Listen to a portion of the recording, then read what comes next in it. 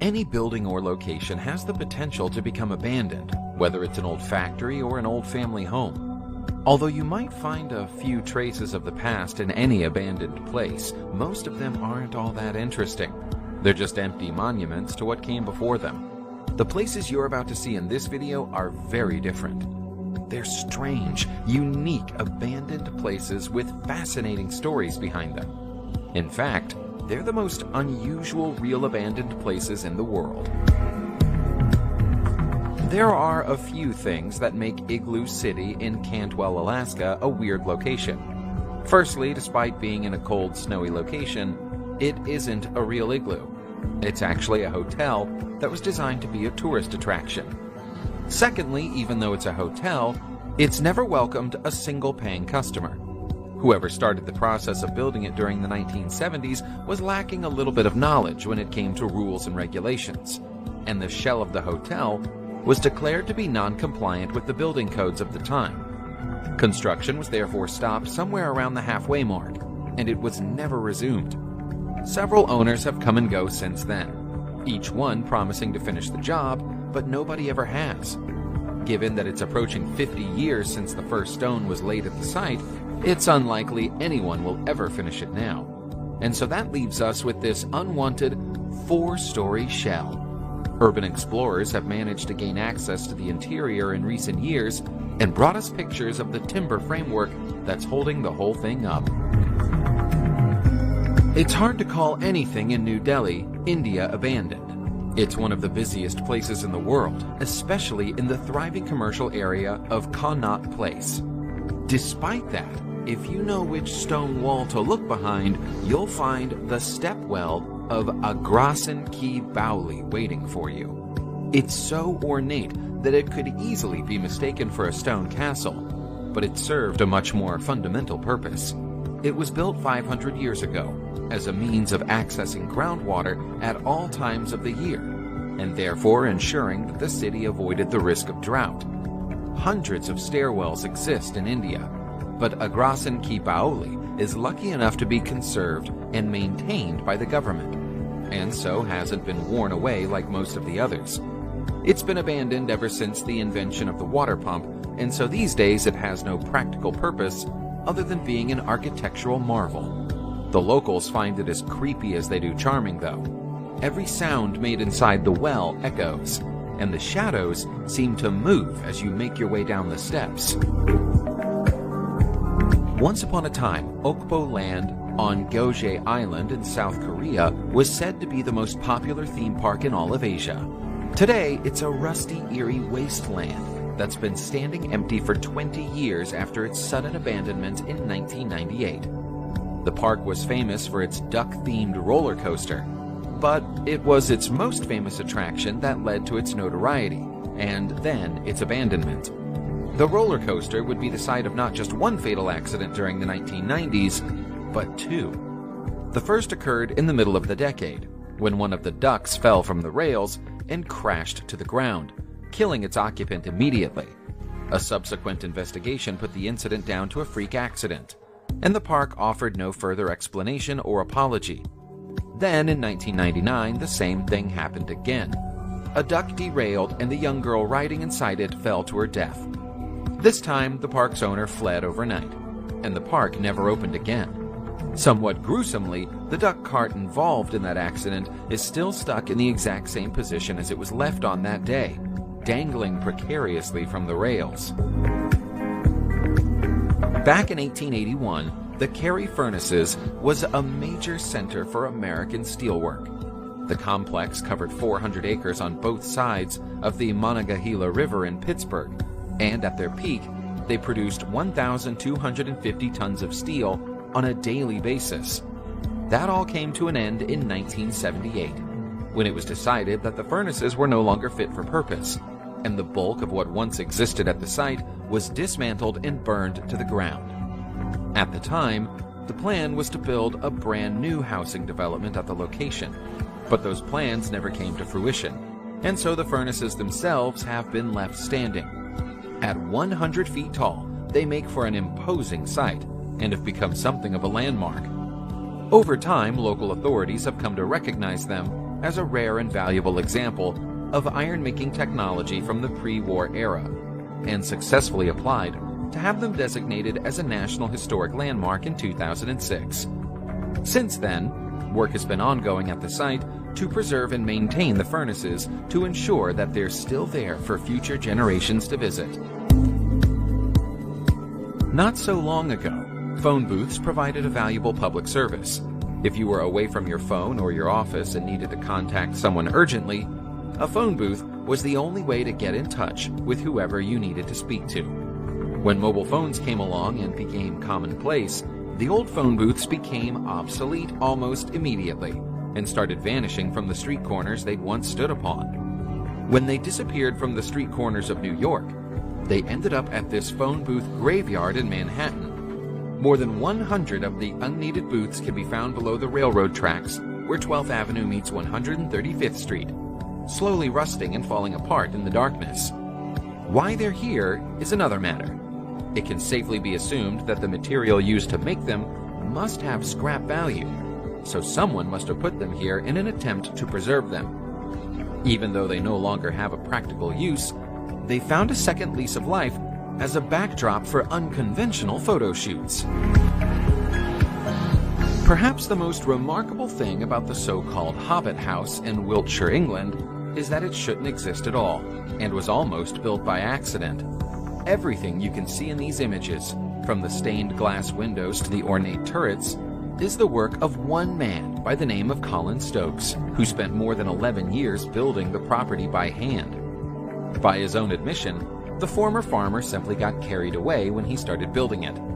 After buying the land during the 1980s, he'd initially just wanted to build a simple rectangular barn to store his hay, but quickly fell in love with the art of dry stone wall building. The property grew from there, although Collins doesn't like it when people call it a hobbit house. He still thinks of it as a barn, even though he eventually built a room on the top floor for himself to live in.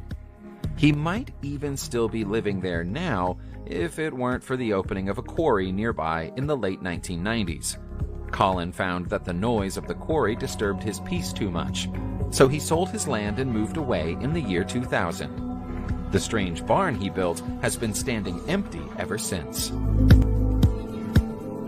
When communism was the law of the land in Albania, the Pyramid of Tirana was built as a monument to the system of governance. Communism has long since fallen, and the monument isn't far behind it. When you look at it, you can still get a sense of how magnificent it must have looked when it was brand new. But it's crumbling to dust, and the government of the modern era has no interest in repairing it or rescuing it. The pyramid was built in 1988 to mark the passing of former communist leader Enver Hoxha, but by 1991 support for communist ideas was on the decline, and a new purpose was imagined for the structure. That purpose was to be a convention center, but that turned out to be non-viable from a financial point of view. From there, it became a military staging area, and then the headquarters of a television station. None of the new tenants took proper care of the building, and so it eventually became a target for looting and graffiti artists. The government has tried to have it demolished several times, but a small group of locals has, so far at least, successfully campaigned against the demolition every time it's become a realistic prospect. When the Cape May bunker was built in New Jersey in 1942, it was supposed to be a temporary building for use during the Second World War. There was always a plan to take it apart when it was no longer needed, but nobody ever got around to doing so, and it's still standing today. That's a testament to the quality of the thick wooden pilings it sits upon, which should, by rights, have buckled under the weight of the 7-foot-thick concrete walls decades ago. Visitors to the area are always startled to see the site of the enormous structure, which seems so out of place with everything around it on the beach. But from the point of view of the locals, it's been there for longer than most of them have been alive, and is part of the region's landscape. That may not be the case for much longer, though. Back when it was built, the ocean was 1,000 feet away, even when the tide was in, and it was even possible to walk beneath the bunker. Now, the area below the floor is full of water, and the tide comes right up to the entrance. Eventually, this relic of wartime will be washed out to sea. Animal-themed names are common in locations associated with Adolf Hitler. His German mountain retreat was known as the Eagle's Nest, and this hidden Polish forest stronghold was known as the Wolf's Lair. It's also the place where the hated Nazi dictator almost met his end. An assassination attempt involving a bomb inside a suitcase injured him at the bunker in Ketrizin in 1944. The top-secret fortress was built in 1941 to give Nazi leaders a private place to strategize and plot, and became the location where Hitler spent much of his time during the final years of the war. The bomb damaged the bunker and put Hitler off the idea of spending any further time there. And so, with the Russians advancing rapidly, he abandoned it and ordered it to be destroyed with explosives. The explosives weren't totally effective, and much of the Wolf's Lair is still standing, albeit in a state of extreme disrepair. It technically now belongs to the Polish government, after the last tenant of the land it's built on failed to keep up with their rental payments. What appears to be a crashed alien spacecraft in Ransom Canyon, Texas, is actually somebody's former home, although the fact that it looks like a spacecraft isn't an accident. This property once belonged to sculptor Robert Bruno, who built it with his own two hands and worked on it from 1973 until 2008 when he passed away. Standing on four legs, the design is best described as being somewhere between a typical science fiction spacecraft and a grand piano jutting out of the hillside. The exterior of the house is all made of blackened steel, which Bruno welded himself. Internally, the picture is very different. Everything is made of wood, with light coming through stained glass windows. Sadly, the sculptor never finished the property, and so the planned pool and aquarium were never installed, and there are dangerous holes between some of the floors where a staircase should be. In his will, Bruno left the house to his friend and neighbor Charles Hobbs, who has resisted calls to finish the property and sell it or let it out. He insists that Bruno never wanted anyone else to finish his work, and so it should be left to stand as it is. Toward the end of the Second World War, a fleet of 350 ships was amassed at Suisun Bay in California, with orders to be battle-ready at a moment's notice. Even after the war was over, the ships were grouped together as the Suisun Bay Reserve Fleet, with orders that all of them should be kept in a state of readiness. The idea was that if a national emergency arose, the entire fleet could be activated with 20 days' notice. Those orders have never been rescinded, but what's left of this fleet is never going to move anywhere. Only around 10 or so ships of the once mighty fleet are still there, and one by one, they'll soon be broken up and sold for scrap, just like the 340 ships that used to stand alongside them. Years of reluctance to commit funds to the ships, coupled with indecision about the best use for them, ultimately condemned them to rot and rust away until their condition became a pollution hazard to the water they floated in. We may never understand why eccentric French artist Dean Edel wanted to build a working cinema in the Sinai Peninsula, but we do know why he failed. Even if you're building in the desert, you still need a permit if you're going to open up a cinema to the general public. Edel didn't have one, and so the local authorities pulled the plug on the very same night that Edel intended to open his so-called Seventh Art Cinema with a showing of the dinosaur movie Jurassic Park in 1993. It would later transpire that he also didn't have the relevant permissions to own and operate the large electricity generator he was using to power the site. Because of those failures, not a single movie was ever shown at the site, and it's gone on to be nicknamed the cinema at the end of the world. It's easy to see why.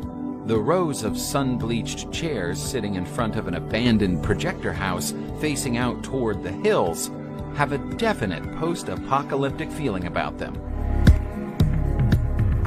Subscribe to the channel and turn on notifications, and you will be the first to know when a new video comes out. Thank you for watching, and see you soon.